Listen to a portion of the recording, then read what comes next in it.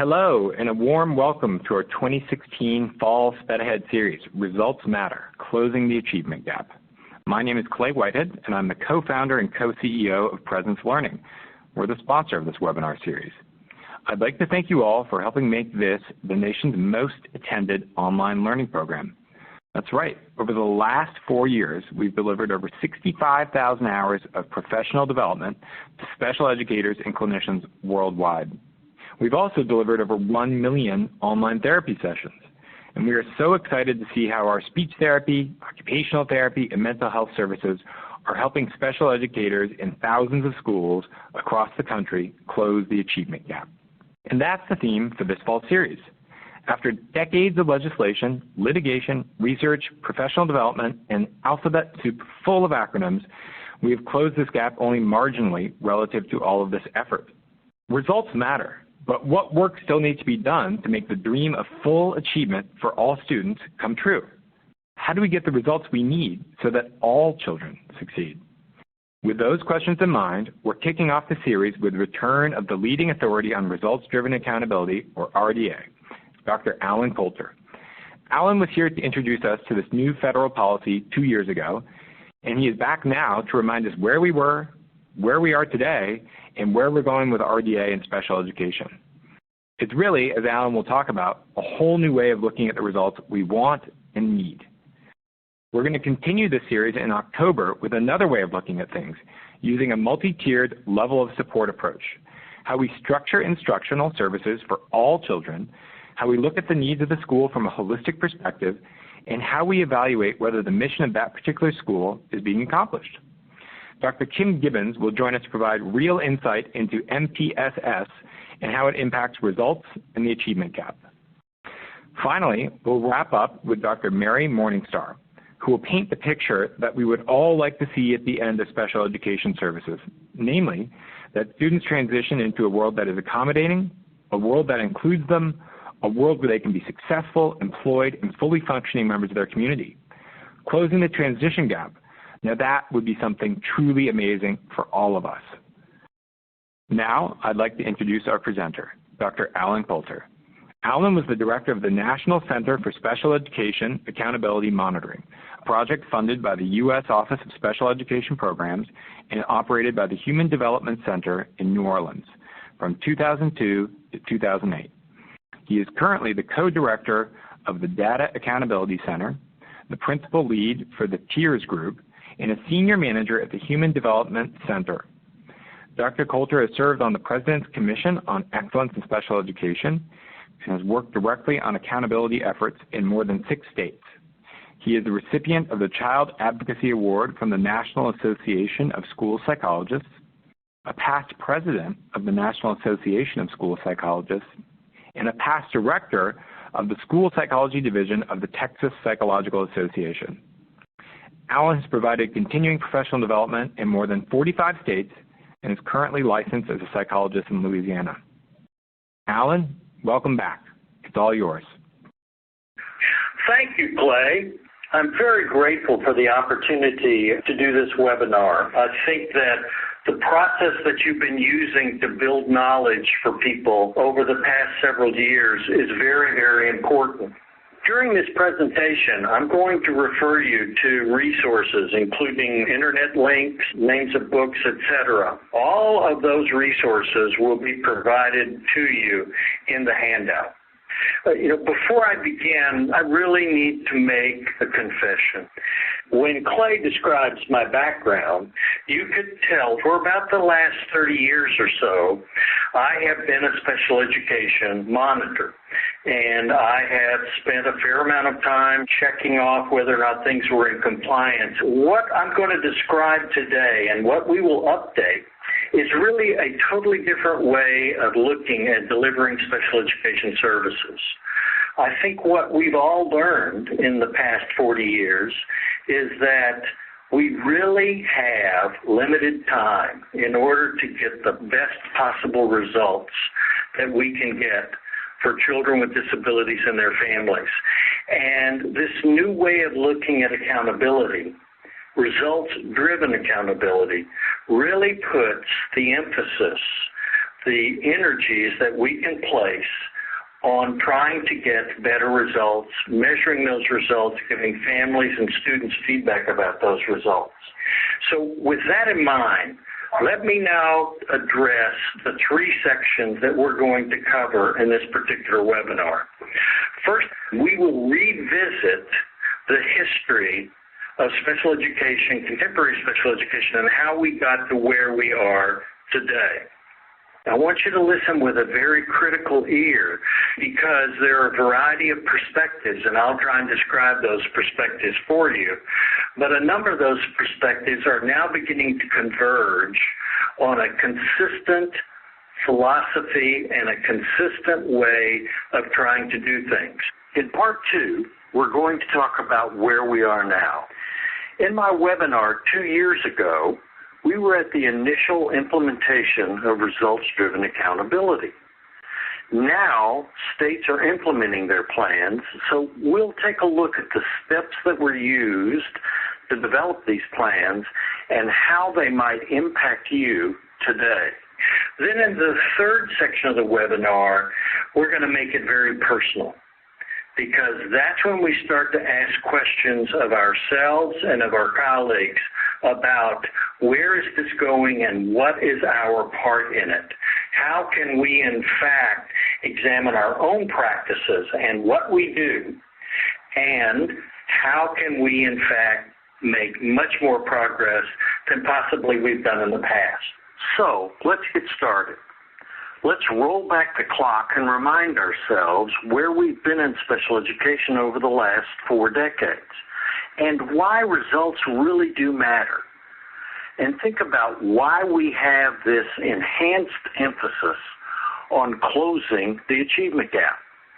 Here are the 4 purposes of federal special education law as it existed in 1975.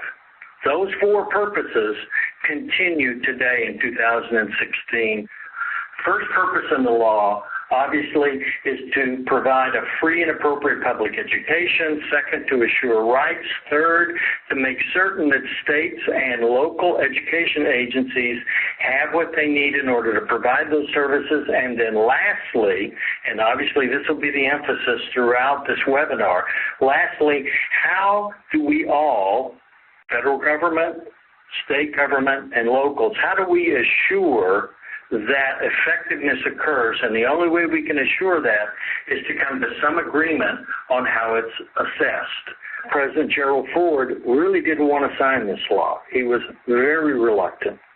And in fact, even though Congress passed the law, when it came to his desk, there were several meetings. His reluctance is best described in this particular image.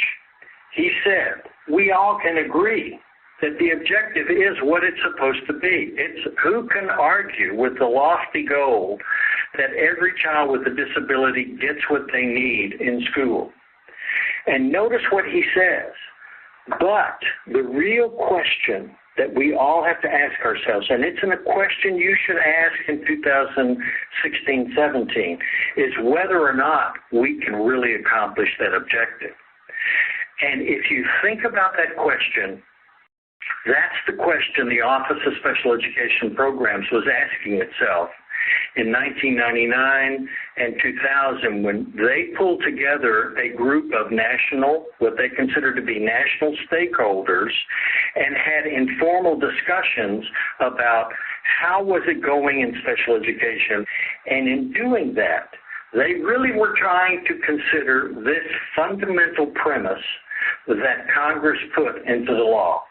And that was to make certain that every student, every child with a disability would have available to them a free and appropriate public education. Once again, special education, we love those acronyms, so we call that FAPE or FAPE, but it's really around making certain that the special education services are free, still something that sometimes people struggle with, that they're appropriate, which is the fundamental professional question that we all have, and that children have access to public education settings. So with that in mind, think about how you measure whether or not FAPE is really occurring.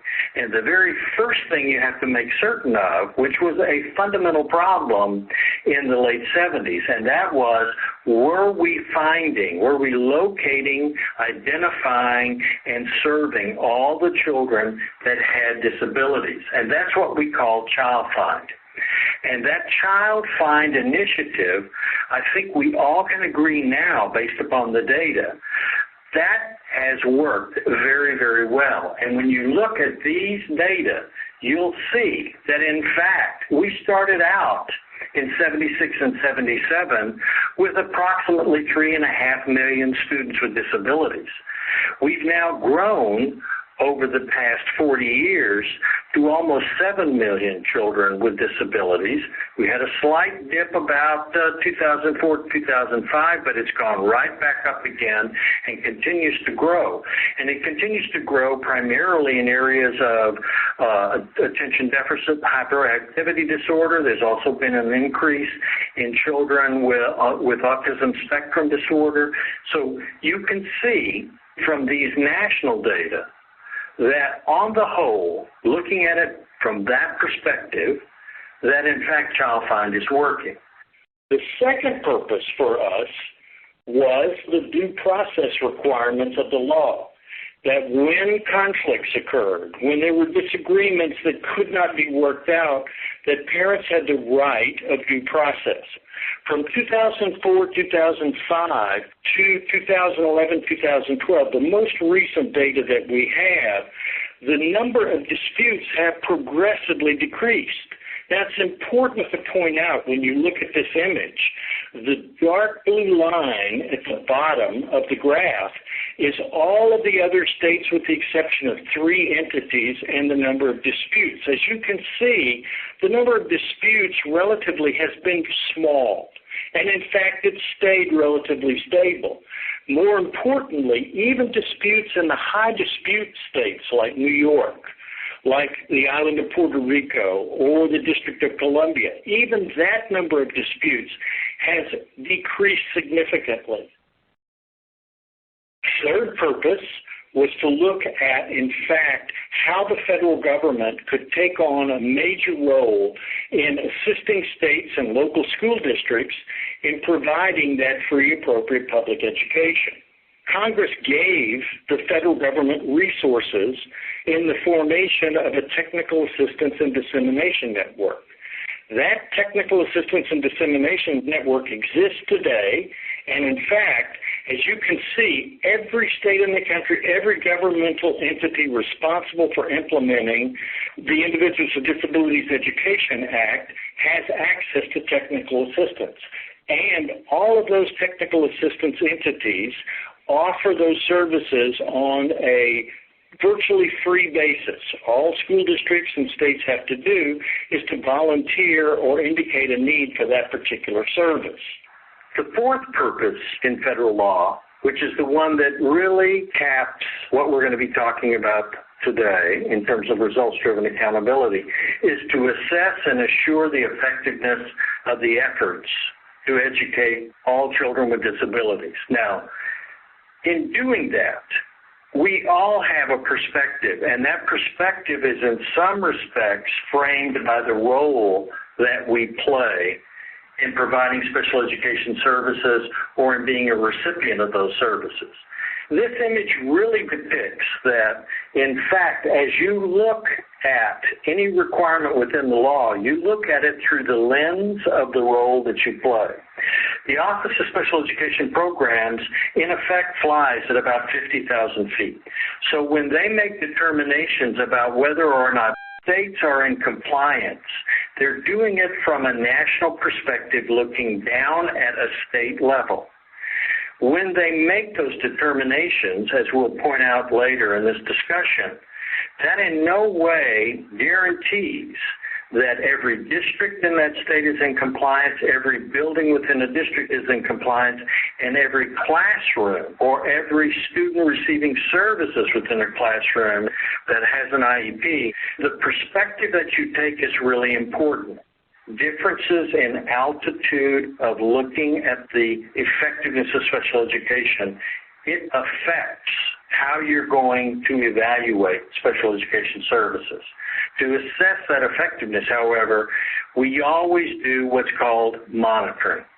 And to do that initially, the Office of Special Education Programs at that time, they looked at those individual education program documents, and as you can see here, they started out in 1978 looking at 67,000 IEPs, and that was the basis by which they determined whether or not the law was being implemented as it was intended in states and local school systems. And that level of monitoring, of compliance, led us really to this issue of how many requirements are there? And if you stop and think, if the law was passed initially in 1975, and it was revised a number of times, 1986, 1990, 1999, 2004, and requirements each time the law was reauthorized were added. That led us to the state that we're in today, which is, never forget, there are more than 755 individual process requirements in the law applicable to every student identified with a disability eligible to receive special education. That creates an incredible complexity for schools to master. And in fact, it has created what I call kind of a checklist mentality. That checklist mentality really said, can we enumerate specific things that we're supposed to do, make certain that we do them, and when we do, we check them off. That checking off mentality really pretty much comprised our ways to address a fear. The fear was that if we weren't doing something right, we would be in noncompliance. And that noncompliance could somehow send us to what I like to call noncompliance jail. It doesn't exist. But people's fear, especially educators committed to doing a good job, always was backed up by the fact that when the federal government, when states monitored local schools, in some instances where things could not be efficiently corrected, corrective action plans had to occur. When lawsuits resulted in settlement agreements and or independent monitors, all of those things reinforced the burden on schools of basically trying to check off things that they were supposed to do. And as you think about it, the historic focus of special education legislation has really not been on whether or not the services were working, but rather on whether or not all the procedures were being followed. That procedural compliance dominated all of the administration of special education. So for us, in 2004, when the Individuals with Disabilities Education Act was most recently reauthorized, the Office of Special Education Programs tried to simplify this compliance. And to do that, they came up with 20 indicators for schools to address. They divided those indicators into two groups. First, there was a results indicator. These results indicators, as you can see, were things like graduation rates, dropout rates, whether or not parents were involved, the outcomes of students in terms of preschool outcomes or even statewide assessments, etc. Those particular indicators were tracked and reported by states, and the federal government looked at those indicators. But it's important to know that for those indicators, none of those counted towards the assessment of compliance with the law. Rather, it was these indicators that looked at things like our child's performance, whether or not students were transitioning in their IEPs to secondary education and post-school outcomes. Those made up the basis for determining whether or not states were meeting the requirements of the law. And Congress specified in 2004 that the Office of Special Education Programs had to report on the status of implementation of the law, whether or not states were meeting requirements, or they needed assistance, or they needed intervention, and the fourth most serious category was needs significant intervention, which required certain mandatory imposed requirements on states. For all of the states, this status determination also required them to determine the status of implementation of every local school system. It became a high-stakes annual event. And in fact, as the years went on, and here are data for 2007, you can see that the U.S. Department of Education determined, based upon a relatively narrow definition of the intent of the law, that many states were in fact meeting requirements, but most states, as you see depicted in yellow, were really still needing some kind of assistance. That assistance, however, was in the form of, in many instances, voluntary changes in plans to improve. For all of us, it was important to note that when you looked at the item, the procedural item indicators of compliance, things had to get better. And in fact, in the last several years, things have improved. As you can see in the next data, for the compliance indicators just in the last year that is reported 2010 compared to 2005, things have gotten better. That in fact the percent of compliance has gotten above 95% in most instances. That means for all of us, when we think about procedural compliance, things are getting better. So for most of us, this is the way the picture would look if, in fact, only procedural requirements were being reported and evaluated by the Office of Special Education Programs in 2013. But things have changed.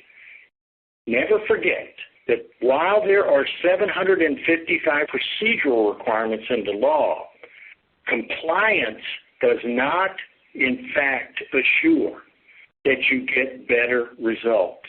And if we go back to that fourth purpose of the federal law, we have to pay attention to results, but it hasn't been something that we have been specifically paying attention to. So for most of us, you have to ask yourself the question, what's missing?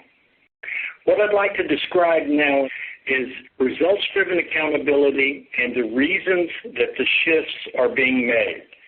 Arne Duncan, Secretary of Education, has said, really, for too long, we've been sort of a checklist-driven kind of a mentality around what we're trying to do a good job in special education. That's not to say that teachers in classrooms, administrators in schools weren't trying to do everything they possibly could to try and make that education effective. It's just that they also had to pay attention to lots of procedures that they needed to address. And in that compliance-driven bureaucracy, I think a number of people, including advocates, but most importantly the U.S. Department of Education, they decided, hey, it's time to make a change. We have to revisit, in fact, that purpose of special education legislation.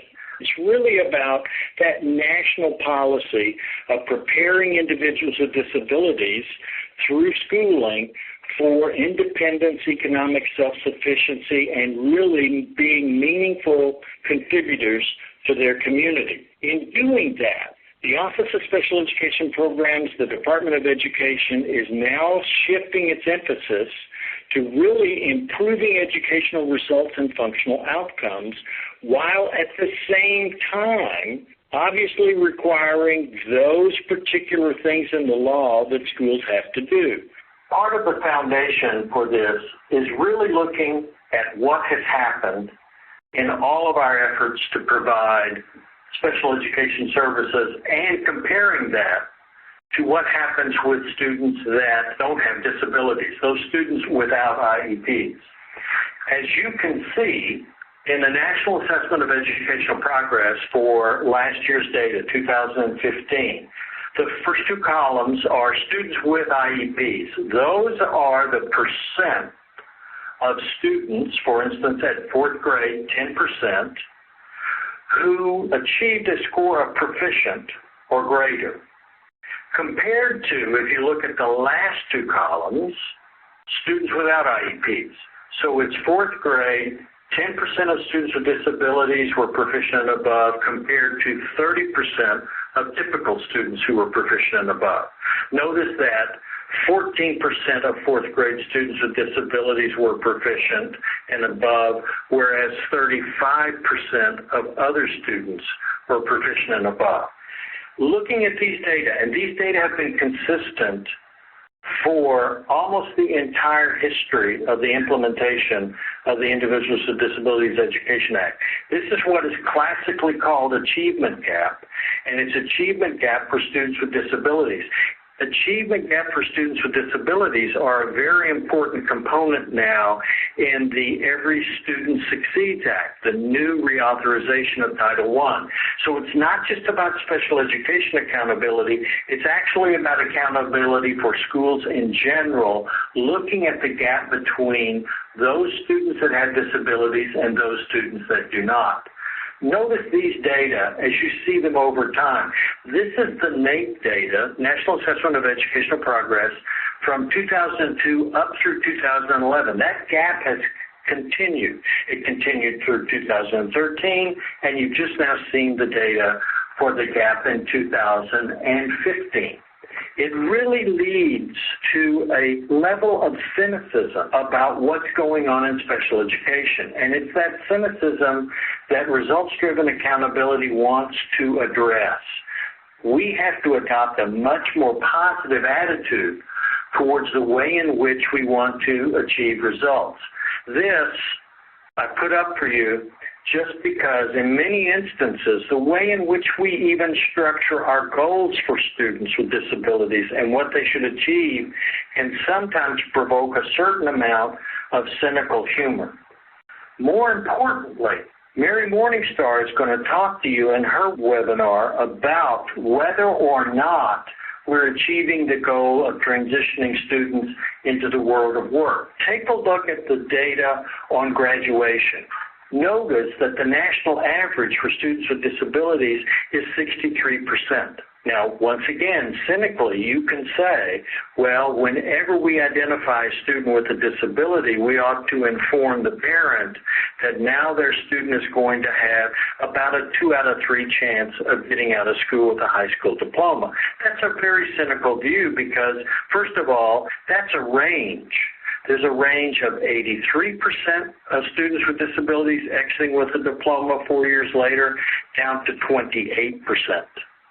But you see, it's that range that also creates a certain amount of monitoring scrutiny, because people say, why should it matter where a student lives as to whether or not they're going to achieve a high school diploma? When you look at the graduation rate over time, the data, once again, are very consistent. We've really never, ever achieved much of a rate of employment for those students coming out of school. So when Mary talks about transition services, she's going to emphasize the fact that right now, when a child graduates with a high school diploma, children exiting school with disabilities have less than a 40% chance of being employed. So while we have a policy of ensuring equality of opportunity, full participation, independent living, and economic self-sufficiency for individuals with disabilities, we're only employing about 35% of those students. Those individuals, 65% of them are unemployed. So the Office of Special Education Programs, taking the reauthorization of the Individuals with Disabilities Education Act in 2004, decided to make a shift. Beginning in 2013 and continuing through to the future, we've really shifting the balance away from just procedural outcomes. They still are important, but much more of an emphasis upon whether or not students are learning. So for us, once again, The emphasis needs to be upon whether or not the services are effective for students, and if they're not, how we make changes, while at the same time maintaining that item compliance, that procedural compliance, that for the most part states have been able to achieve at least a 90-95% compliance rate or higher. For us, remember that map. If, in fact, procedural compliance in 2013 had been the only requirement for states, the states would have overall looked very good. Look at the number of states that would have been in the green as opposed to states in yellow, and in fact, very few indications of any states in red, namely needing intervention. However, that's not the status determination that was used under now what is called results-driven accountability. Rather, the picture looks like this. As you can see on the map, for 2014 status determinations, the number of states meeting requirements versus needs assistance versus needs intervention began to shift, as well as where those states were located. In looking at that, as you can see, 18 states met requirements, 37 need assistance, and 5 needed intervention. However, the picture's going to improve. Look at the map for 2015. Once again, meets requirements, 21, needs assistance, 36, but the O's that needs intervention dropped, just 3. Now the latest status determinations, 2016, you see a much different picture. And I've actually prepared a table for you so that you can compare the changes over time. On the table, as you can see, in 2014, we had about 18 states meeting requirements. That began to grow over time at the same time as the number of states needing assistance and needing intervention dropped. That's an important sign of progress. However, when the status determinations for the states were announced in Education Week, it said more than half the states need help in meeting special education requirements. Remember what we talked about earlier. This is a function of altitude. So if you were in a state that was in needs intervention, that didn't necessarily mean that your school or that your school district was in the same status. It's simply a way of reflecting altitude. So it's important for you to note that when it says more than half the states need help, they're really talking about whether or not the state as a state agency needs help, not necessarily locals. This drives for us 3 principles in results-driven accountability. The first is obviously to align as much of our efforts as possible around what's most likely to improve results and reduce that achievement gap that we just saw. Secondly, we want to reduce the reporting burden, this whole emphasis upon the documentation, et cetera, to what is minimally required by the law, while at the same time trying to report data that are sensitive to the results of students and how students with disabilities are performing compared to their typical peers. Here are the 3 indicators that states are being asked to pay attention to, and therefore schools need to pay attention. And that is, in fact, first, graduation rates. To what extent do students with disabilities graduate with a high school diploma? Next, assessment. The high stakes or the standard assessments that are being used by states to evaluate student progress. Are students with disabilities steadily improving? And then lastly, to what extent are students who exit, students with disabilities who leave school, are they transitioning on to satisfactory post-school outcomes? Namely, are they either working, on the job, employed in meaningful employment, going to post-secondary education in terms of community colleges, regular colleges, or transitioning into the military. Those indicators also now require an additional indicator, number 17, the State Systemic Improvement Plan. And the reason to pay close attention to this is because this is going to be the written document that states use each year to describe how they are supporting local school systems in improving their particular results. Stop and think, what are going to be the implications for you? And now, let's get specific. Let's see how this shift to RDA is actually impacting states and districts around the country. Let's look at phase one. And to do that, it will be helpful for you to understand the 5-step process that OSEP asks states to follow in creating their plans for results-driven accountability, and how these have and will continue to impact our work. OSEP defines data analysis, the first step, as looking at key data, because in fact there is a great deal of information and data that have been collected, not all of which are going to be pertinent to the improvement of results. What OSEP requires states to do is to look at multiple data sources, to look at data in a variety of different ways, disaggregated by grade, by race and ethnicity, by gender, etc., just to look at data more deeply.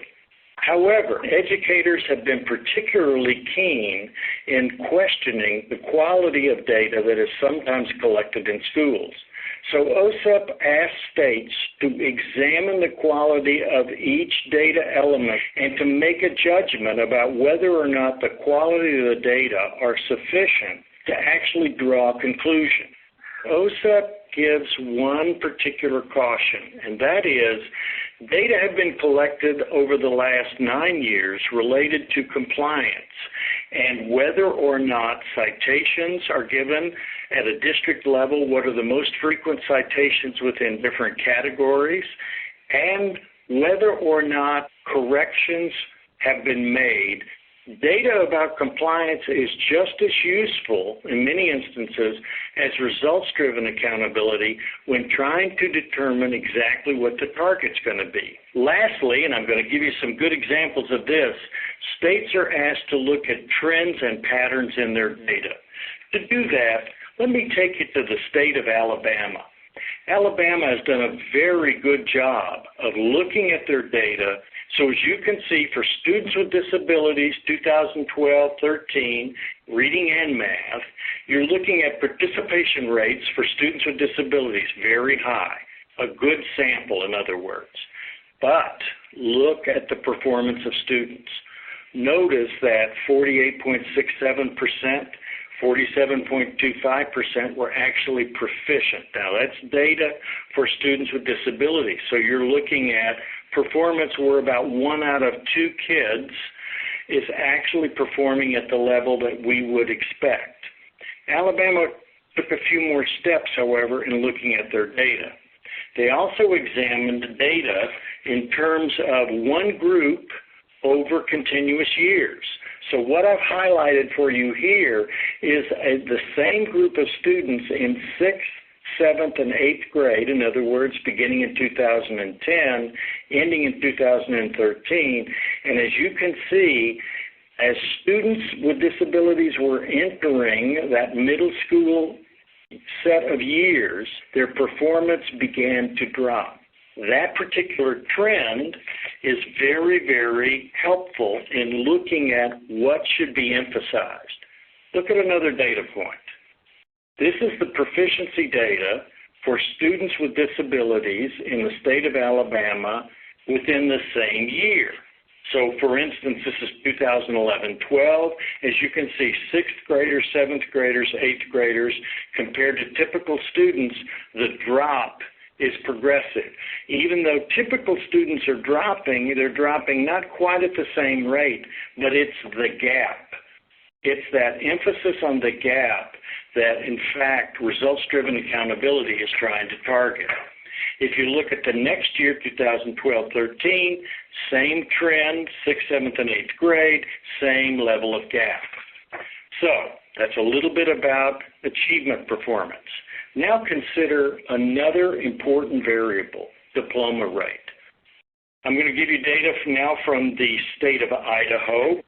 As you see, Idaho wanted to compare itself to all states in the West, or at least the states in their western region. On the far right, you see the national average. That's 38% of all students with disabilities exiting with a diploma for the U.S. and the outlying areas. And then look at the western states and find Idaho. Idaho is that blue bar that you see just to the right of the center of the screen. And there the graduation rate for students with disabilities in 2009, 2010 was 25.8%. In other words, about 1 out of every 4 students with a disability in Idaho exiting school received a high school diploma. Next, you can compare that trend for Idaho across a number of years. This is a 5-year trend study, and as you can see, the national average was about a 4.9% increase over that 5-year period in diplomas. For Idaho, it's a slight decrease. In effect, really not much of a change, if any, across those 5 years. Look at the bar on the far left. That's the state of Washington. They happen to be the #1 state in that 5-year trend for improving their diploma rate. So one of the things that states begin to think about is, are other states that are doing much better than us, what are they doing differently that maybe we could adopt? Think about, in fact, those trends and rates. In Idaho, when they looked at all of the states, they actually ranked 44th out of all 57 entities that receive special education funding from the federal government. Those types of data analysis form the first step in results-driven accountability. Let's shift now to this second step, which is infrastructure. If you think about just data on performance, it doesn't tell you the whole picture. And that's why the second component is so important. If we think about systems and the way in which systems are structured, you have to incorporate what I like to call the first law of improvement and sustaining results. And that is, as you look at your system right now, the system in which you operate, that system is perfectly designed to achieve the results that you are getting. You see, because system design and the infrastructure that supports it is where, in fact, we want to focus on change. And as it shows you there, therefore, not all change is necessarily improvement, but all improvement is going to be change, and all improvement is going to involve change in the infrastructure. And to do that, OSIP uses a definition of infrastructure analysis, which looks at the capacity of a system to basically support improvement and help build up the skills of the people trying to produce better results for kids.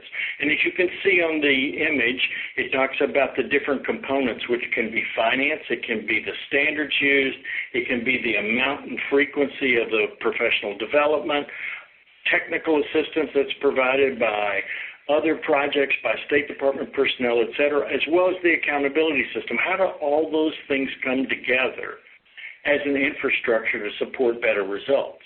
And here I want to introduce you to a federal project specifically dedicated to help states look at their infrastructure and to work on ways to integrate all federal programs in a way that supports better results. This particular project, the School-Wide Integrated Framework for Transformation, also known as SWIFT, is currently working in 5 states.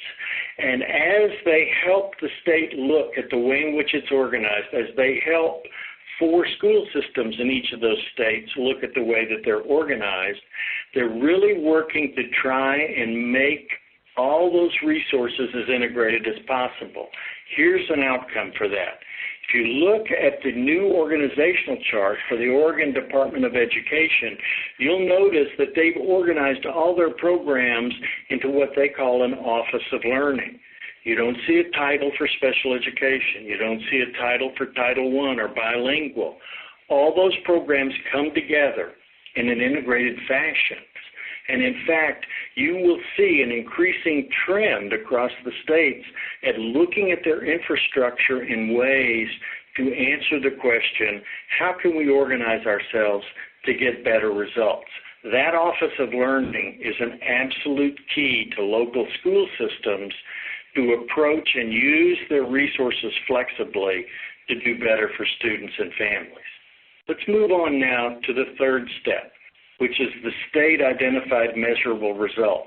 This is that key data variable or small collection of data variables that basically gives you an indication of whether or not things are working in that state, in that school system, to do better under results-driven accountability. OSEP's definition basically says what's the result that the state wants to get in order to do better by kids. It's also the result that's implied from doing an analysis of data and an analysis of infrastructure.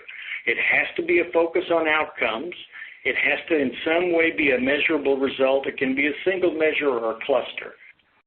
Now you might ask yourself, what has my state selected as its state-identified measurable result, also known as SIMR, S-I-M-R? I've listed for you the state-identified measurable result by categories, because remember, there were three general areas: graduation, reading and math, and post-secondary outcomes, where OSEP asked the states to focus. Now, don't worry so much about finding your state. I'm going to give you a map in just a minute.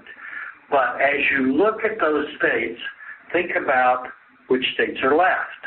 And here, California and Missouri selected both reading and math, however, for a subset of students with disabilities, not all students with disabilities. Early childhood outcomes was selected by Massachusetts and New Hampshire.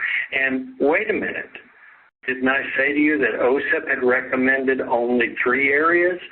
These particular states got permission to focus on early childhood outcomes.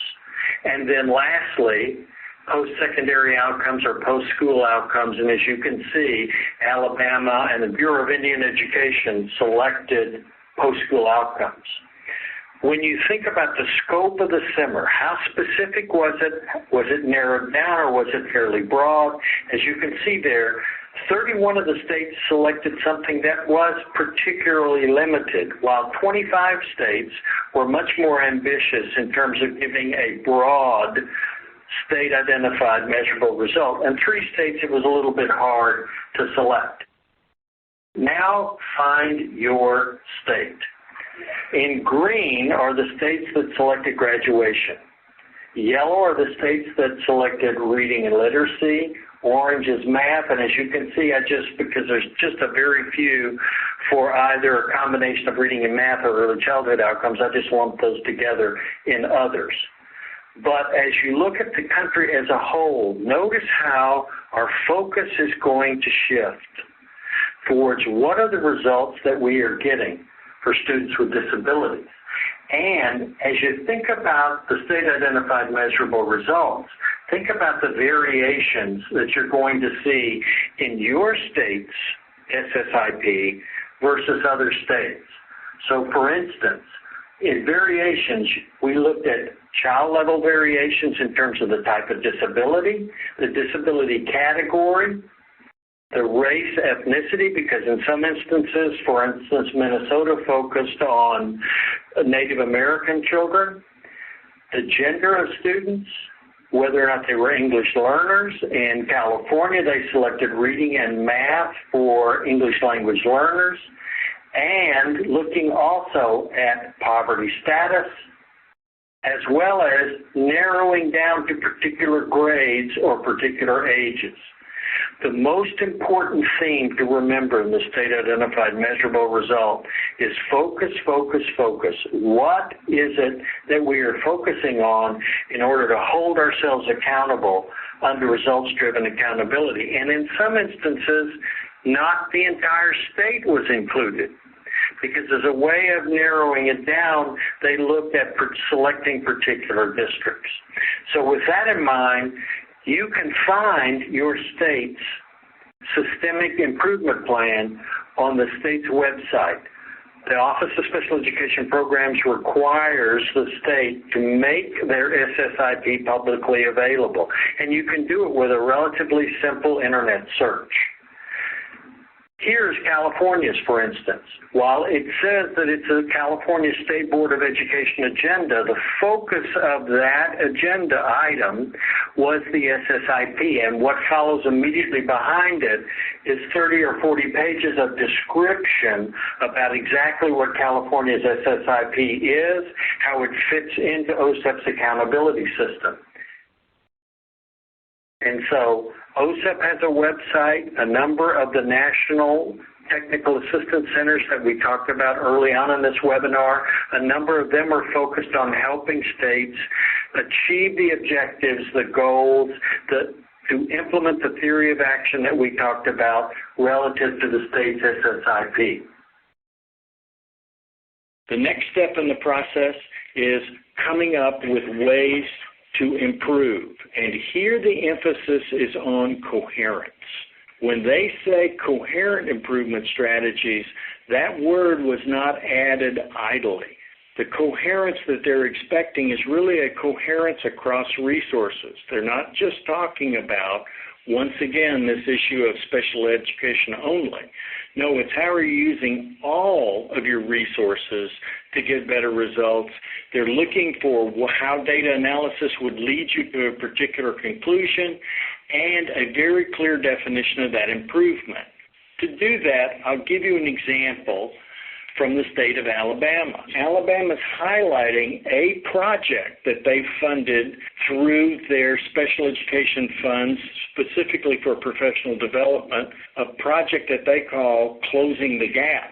And they've looked at feeder patterns of students with disabilities and whether or not they're improving on the state's STAR assessment. And as you can see, they're documenting the fact that they have a set of improvements based upon this pilot study, and you can see they're leading up to a conclusion that, in fact, maybe what they want to do is to suggest a different way of doing things using something that they've learned. When they do that, they're going to pay very special attention to implementing it in a way that meets the requirements of what we've learned in implementation science.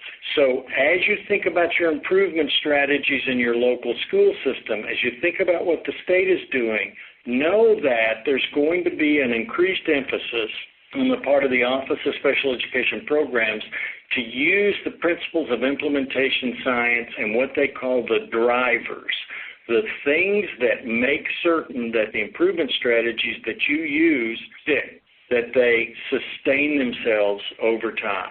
Next, I want you to think about how Alabama then is going to describe those implementation strategies. And here you can see they talked about their project Closing the Gap as having these particular components: instructional coaching, co-teaching, emphasizing safe and civil schools, and then looking at how they can link up all their special educators into a group to basically get a better result.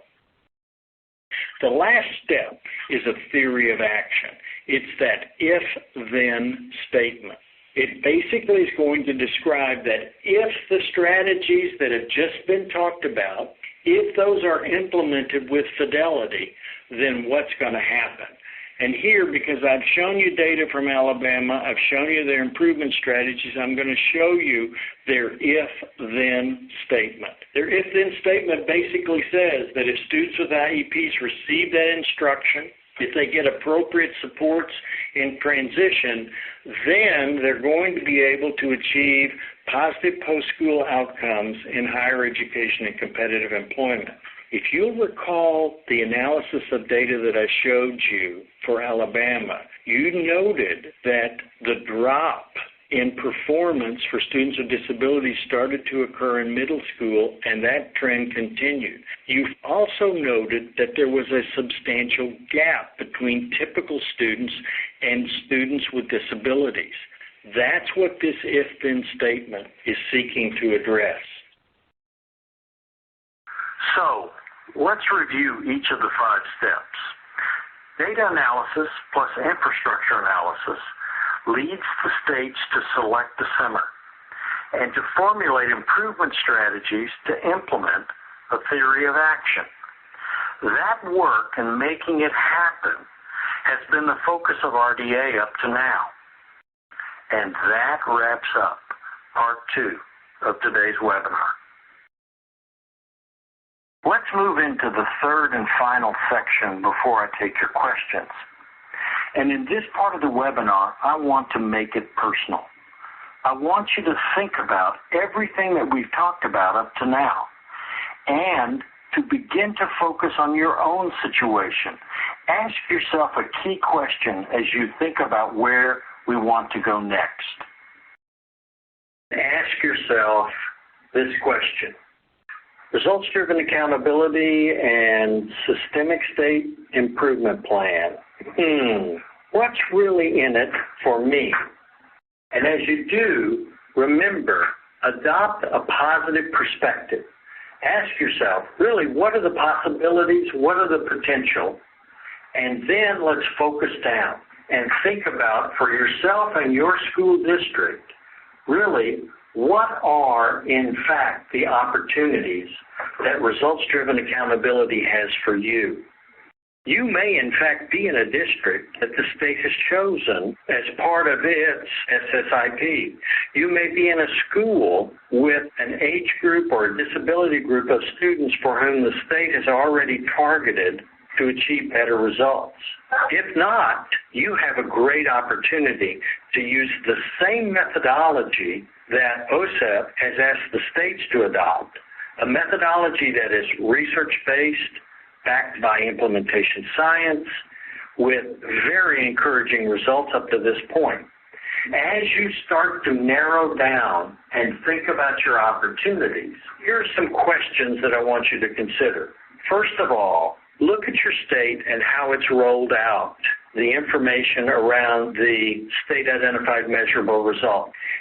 Is that measurable result one that you think represents a need for you? Is it a priority in which you, your school, or your district would want to improve? If not, then you can follow the same process that the state followed, that OSEP in fact has followed, in looking at the data and considering what in fact would be an appealing and impactful identified measurable result for your district, your school, or yourself. Then think about the infrastructure of a district, the infrastructure of a school, and ask yourself, what are the enablers and what are the barriers around just the structure, the routines that we follow, the calendar, the resources, all of the things that affect whether or not we can get things done. That represents your infrastructure. And list those. Simply sit down with a clean sheet of paper, draw a vertical line down the middle, put enablers on one side, barriers at the top of the other side, and then start to list those things about the infrastructure that help you get better results and barriers that prevent you from making as much progress as you would like to make. Then next, and this is very important, you see, in public education, we love to take on new initiatives. People talk about initiative overload. You just passed the beginning of school. Everybody comes to in-service. Going to in-service is like having New Year's resolutions. Everybody makes New Year's resolutions about what they're going to do, to basically improve during the school year. However, what we know about New Year's resolutions is only about 8% of the people actually have followed through 6 months later. You have to change that statistic as it relates to you and results-driven accountability. So think about other initiatives that are going on and how can the identified measurable result link up with, be compatible with any other initiatives that are going on at the district or school level. And think about the identified measurable result as an economic engine for your community. Because if we look at the graduation rate history of students with disabilities, if we look at the effectiveness of transition services that Mary will talk about, if you think about how all of the structures that Kim Gibbons describes for you in her description of multi-tier systems of support, how do all those things basically act as an economic engine to make the community better? Second question for you to consider. What resources can you bring to bear to focus on results? Granted, every state is allocating or reallocating resources around its state systemic improvement plan. But as you think about what's going on in schools, what's the most immediate past experience that you've had or your school has had, your district has had in trying to improve results? If things haven't worked well in the past, people tend to conclude that it was because the initiative was in some way, even as a cheerleading aspect, it just wasn't for them. But in many instances, what we found in the analysis of implementing improvement programs is it's that the people never, ever bought in. They never, ever saw it as being something that they could do, should do, or would do. So think about that past experience. Then think about your knowledge of the evidence-based practices that need to be put into place. But you have to consider the capacity of the staff to use those practices, implement those practices in ways that have fidelity and also achieve the results that you want. The federal government has become increasingly concerned, Office of Special Education Programs in particular, about the quality of the data that are being collected to measure student performance. And it's not so much the collection of those data, it's even more importantly the quality of the reporting. So that when the data are reported from a school level to a district level, to a regional level, up to the state level to the federal level, if you think of the stream of information as it gets to the national level, at that altitude, in many instances, errors in data transmission are a barrier to being able to evaluate the effectiveness of programs. We know from the data that you've seen throughout the course of this webinar, we are at least 2, sometimes 3 years behind at the national level in looking at data for the United States as a whole. Why is that?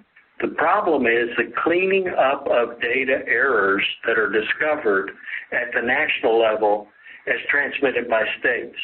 States have a similar process where they're cleaning up data errors from data that they've received from locals. So pay attention to the quality of the data.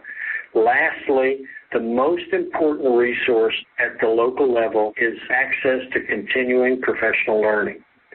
This webinar is a good example of a cost-effective way to get new knowledge to people in ways that are accessible and almost immediately, if not immediately, usable. As you think about your attitude towards improvement, think about the fact that we take whatever is available to us. And in doing that, that particular instance is a way of taking whatever people present to you and flipping it into a constructive way to get better results. That leads you to the third question. What commitments are you going to need in order to sustain anything that you might achieve? We know that while student absenteeism is a major problem in achieving better results in schools, we also know a large percentage of teachers also are absent more than 10 days a year. Think about the commitment, the sustained effort that has to occur on the part of knowledgeable people in order to continue to get better results. Absenteeism of the adults is just as big an issue, and a very easily countable one, as is focusing on student results. So when you think about commitments, I'm not talking about commitments of students. I'm talking about commitments of the adults around you as well as yourself. Importantly, it takes a long time to get results. It takes at least 3 to 7 years to achieve the kinds of changes sustainable that will be evident in the data as we look at it. We also know that if leadership are not on board, if leadership don't have high degrees of involvement in developing and implementing plans, then things don't stick. Turnover of leadership is a big barrier to getting improvements. It's important to consider local stakeholders. It's not just about the teachers, it's not just about the administrators, it's not just about the leaders in the district. It's really about engaging all of the stakeholders, families, and students as well, in the process of trying to make certain that we all understand exactly what needs to be improved and where. And lastly, think about the commitments of people in general education as they express their attitudes towards children with disabilities and whether or not all children can make progress and all children can be included. Those are critical factors. In doing that, I now want to open it up for any kind of questions that you have. Alan, thank you so much for that. Questions is the word of the day. We have tons of them here. A lot of interest in what you're saying. So thank you for making your time available here. So the first question is very simple. From a tactical point of view, where do we begin with RDA? You know, Glenn, I think that people need to think very, very carefully about the sequence of questions that we just presented to them. I think that if you're at a school district level, if your concern is at the school level, if your concern is as an individual provider of services, that level of altitude is going to change how you think about results-driven accountability. But you always begin with the data.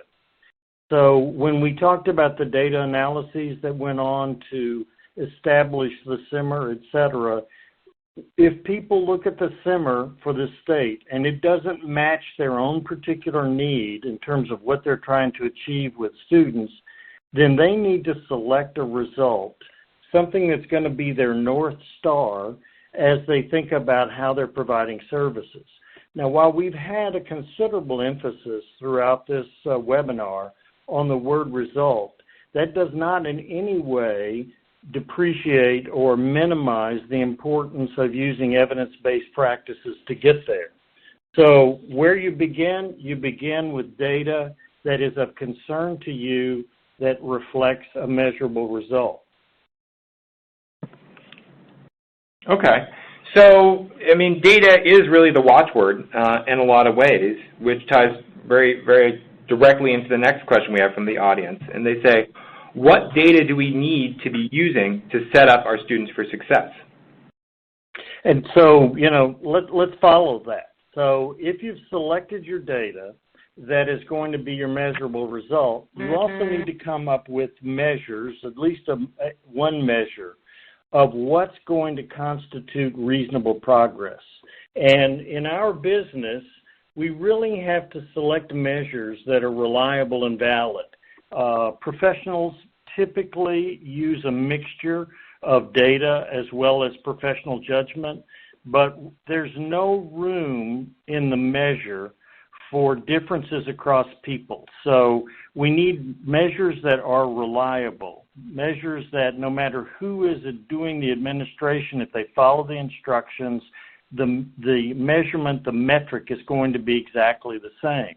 Once you have a reliable measure, you want to make certain that it's going to be a valid indication that things are moving according to the way that you want them to do. So it's a validity of the process. So if I'm a speech therapist, I want to be looking at production of vocalizations that are really related to the measurable result that I'm trying to get at, whether it's literacy, whether it's social goals, etc. So the data that you need to collect are really two kinds. Number one, you need a reliable measure of a result. Number two, you need a reliable measure that tells you whether or not you're making the kind of progress that's necessary to get the result that you want. So let's take that another level down, even from there then. So if I'm a therapist and there's a lot of emphasis being placed on results-based achievement, how can I translate this into actual real-life learning and success? You know, that's a great question, because if I'm an individual and working in a school trying to provide services, you know, the most important thing I need to say to myself is, for results-driven accountability, I really shouldn't try and go at this alone. And, you know, I can remember that I was so incredibly proud, for instance, of the American Speech and Hearing Association, ASHA, when they came out full force in terms of trying to reinforce the fact that literacy was an important goal for everybody to work towards. In other words, not just teachers, not just families, but all of the people that serve children. So in terms of an emphasis on results-driven accountability and results-based achievement, therapists really want to use their national association, but more importantly, reach out and establish colleagues, buddies that can work with you on the students that you are serving, so that everybody knows what the goal is that you're working towards, what the goal is they are working towards, and collaborate together. Results-driven accountability can be a very lonely venture if you're not, in fact, reaching out to colleagues and getting their support. I also think that people need to remember that from a national level, results-driven accountability is always about the large numbers. It's this concept of what I call altitude. For therapists, for school psychologists, for people providing any kind of services to children, you know, in that particular instance, it's you and your student that basically make up, when it's all collected together, the progress that floats up to the national level. But making progress, results-driven accountability is only going to succeed if we remember that classrooms and schools are really the meaningful unit of change. And that's why every individual listening to this webinar needs to know that they're the ones that make results-driven accountability work. The people that look at these numbers at district level, state level, federal level, they're dependent upon people in schools, therapists, etc., to do the kind of results-driven work using evidence-based practices that's going to compile into something that we'll all be proud of. Can you talk a little bit about the evidence-based practice for measuring results? What's the best practice there? And can you also talk about how state measures of accountability compare? Yeah, so those are two good questions. And of course, you know, I've used that word evidence-based practice now several times, so it's important that we really get clear about it. First of all, if people will refer to the recent passage of the Every Student Succeeds Act, Congress actually defined for us a definition. It's basically a four-part definition, the first three of which are most important, of looking at evidence.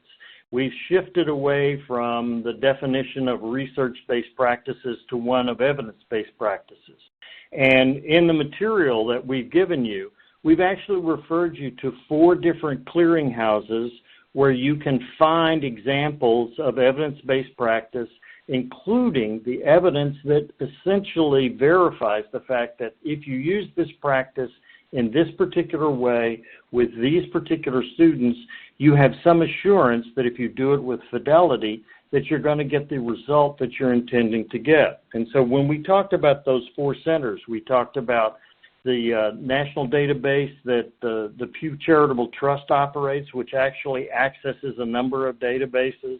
We talked about the Best Evidence Encyclopedia from Johns Hopkins University. We talked about the What Works Clearinghouse, which many people have gotten discouraged in looking at.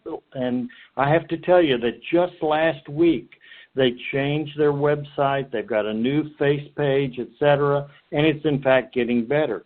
We also referred people to like interventioncentral.org, each of the national associations, ASHA, National Association of School Psychologists, they all constantly try and put evidence-based practices in front of people. So when we say evidence-based practice for measuring results, that evidence-based practice in particular is typically progress monitoring. And having a progress monitoring measure that is reliable and valid is an absolute key to talking about what we were mentioning earlier, which is how do you maintain some sense of whether or not things are working. Progress monitoring is your methodology for doing that. So let's shift now to the next question, and this is a really tricky question. How can we compare states in terms of their measures of accountability?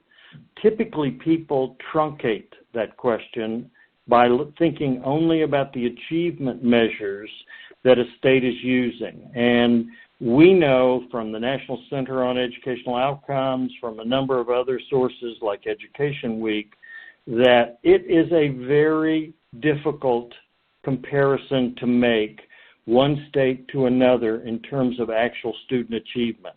We still have so many different measures. We have variances in reliability, variances in the way the data are collected, variance in the participation rates of students, especially students with disabilities on measures like the National Assessment of Educational Progress. So it's almost impossible to get an equitable measure of student achievement, even when you use the National Assessment of Educational Progress to compare performance across states.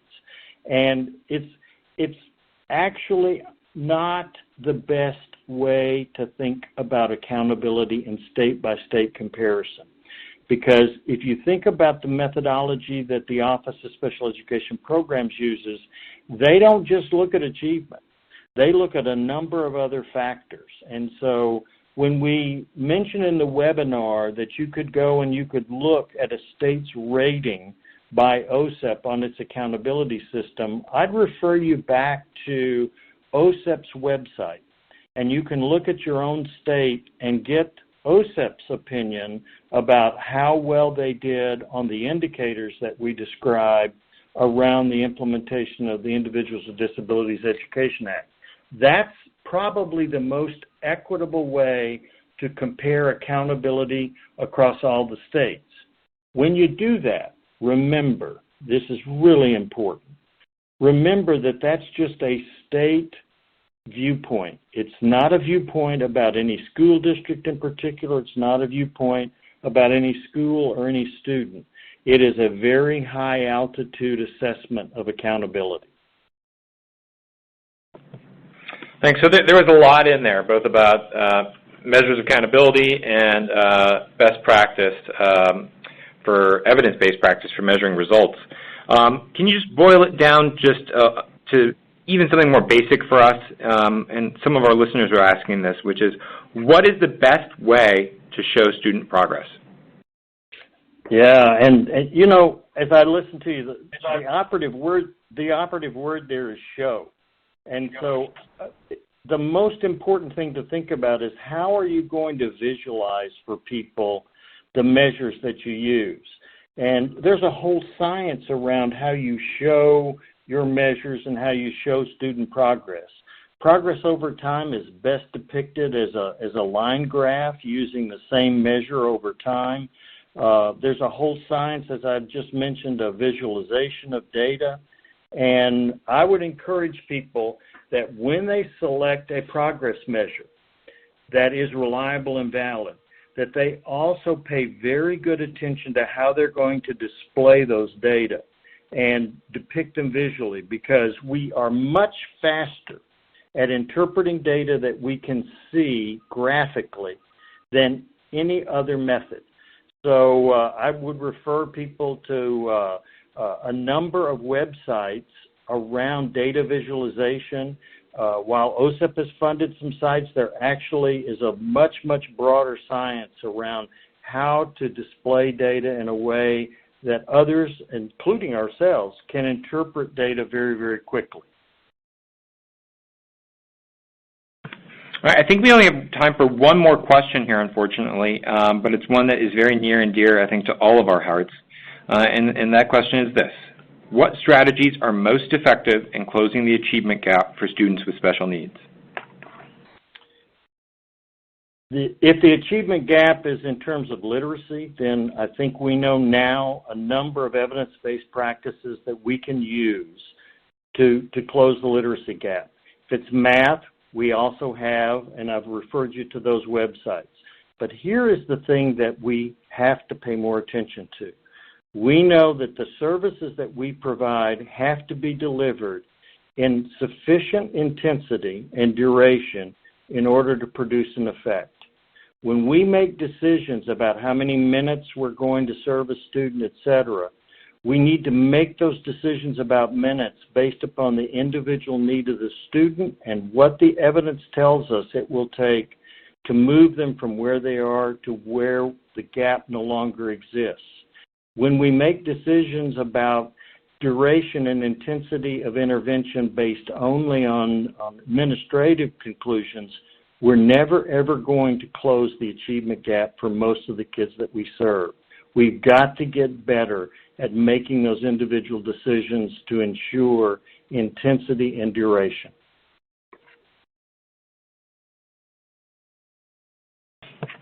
Well, look, there was just so much there, and I really appreciate it. I'm looking at our producer now. Do we have time for one more question? All right, we're going to get in one last question here. So the research is currently not great on remediation as a way to close the achievement gap. Can you just tell us what's going on there?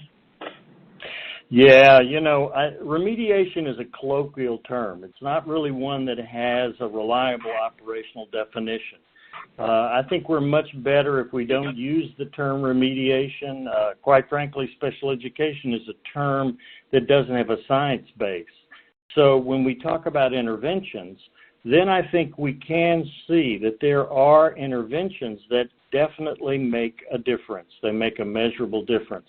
There are other interventions that, while they might be easy to do or they might be something that we've used for a long period of time, science has shown that those particular interventions also are not effective. So let's be really, really careful about how we define our terms. Let's go back to the science and look to see what has actually produced results. And those are the practices that we need to keep replicating, and we need to get rid of, in some instances, things that, while they might have worked for us in terms of us enjoying doing it, etc., but if they're not producing the science-based effect, then we need to pick other things that will. Perfect. I'm glad we got that last question in. Thank you, Alan. Some of you may be interested in a career move, or maybe you know someone who is. Please consider Presence Learning. We're always looking to expand our team of SLPs, OTs, and school psychologists, as well as social workers. Working from home gives you more control over your schedule while making a real difference in kids' lives. If this sounds good to you, please check us out at plearn.co/apply-to-PL. That's with hyphens, apply-to-PL. We are especially excited to speak with experienced school psychologists, as we are now delivering the Woodcock-Johnson 4 tests of cognitive ability and achievement online in partnership with HMH. You heard that right, cognitive ability and achievement tests online. Please go onto our website to learn more. A recording of today's program with Alan Coulter will be available on demand right away. And if you have not registered for our next webinar, please come back and see us October 25th. we'll be taking a closer look at an essential component for us to drive better results, multi-tiered systems of support. We are excited to have Dr. Kim Gibbons with us, one of the leading experts on this topic. This fall series concludes December 6th with Dr. Marty Morningstar, who will unpack a subject that is always at the top of your biggest concerns, and that is transition strategies and how we can better prepare students for college and career success.